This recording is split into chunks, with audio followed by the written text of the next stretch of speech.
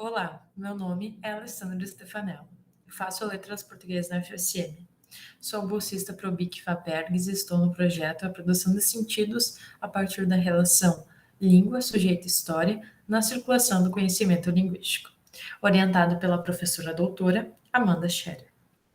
Filiada à análise de discurso materialista, que constitui um lugar entre meio a partir da linguística da psicanálise e do materialismo histórico, estou em fase inicial da minha pesquisa atual, a qual é intitulada A Política de Reforma Agrária na Constituição Federal de 1988, sujeito de direito como sujeito de benefício.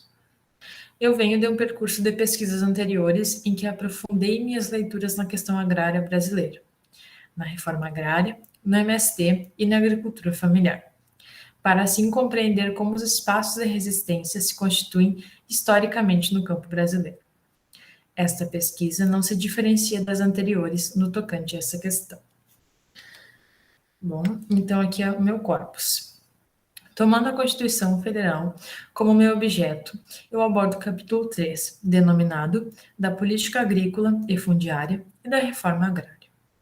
Nesse capítulo, recorto para fins de análise o artigo 189, sendo este artigo o segundo e último que corresponde às terras destinadas à política de reforma agrária. Aqui está. Artigo 189. Os beneficiários da distribuição de imóveis rurais pela reforma agrária receberão títulos de domínio ou de concessão de uso, inegociáveis pelo prazo de 10 anos. Parágrafo único. O título de domínio e a concessão de uso serão conferidos ao homem, ou à mulher, ou a ambos, independentemente do estado civil, nos termos e condições previstos em lei. Delimitado o corpus, então, eu tenho os meus objetivos. Desculpa. Busco analisar a nomeação, designação, beneficiários, referida a quem se destina à reforma agrária. Quais os efeitos e sentidos produzidos a partir dessa nomeação, designação, e como ela se constituiu historicamente. Aqui, então, com o aporte teórico-metodológico da análise de discurso, eu busco desenvolver os conceitos de sujeito de direito e sujeito de benefício, que me ajudarão a pensar como se dá a legitimidade jurídica do termo beneficiários, em uma lei que deveria assegurar um direito social e não um benefício. Além disso, levaremos outras significações em consideração que evidenciam o funcionamento do sentido terra como posse do Estado, como concessão de uso.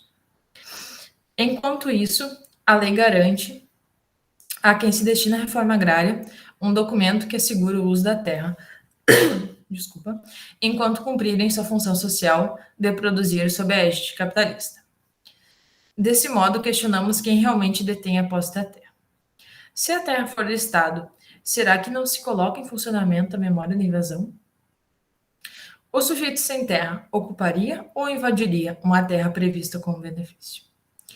Por fim, também questionamos sobre o sentido de cidadania na própria Constituição.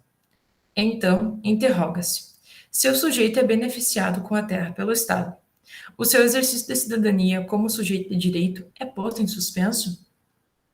São muitas questões que atravessam este corpus de pesquisa e que incessantemente refazem o olhar do analista. Afinal, o que implica dizer beneficiários em uma lei estabelecida como a máxima jurídica de um Estado moderno? Ainda mais numa tentativa de, abre aspas, dar nome, fecha aspas, àquilo que se vê, segundo Pechet, de um lugar determinado na estrutura social. Por fim, trago essa frase, a qual tenho apreço. A Terra ensina-nos mais acerca de nós próprios do que todos os livros, porque ela nos resiste. Obrigado pela atenção de todos.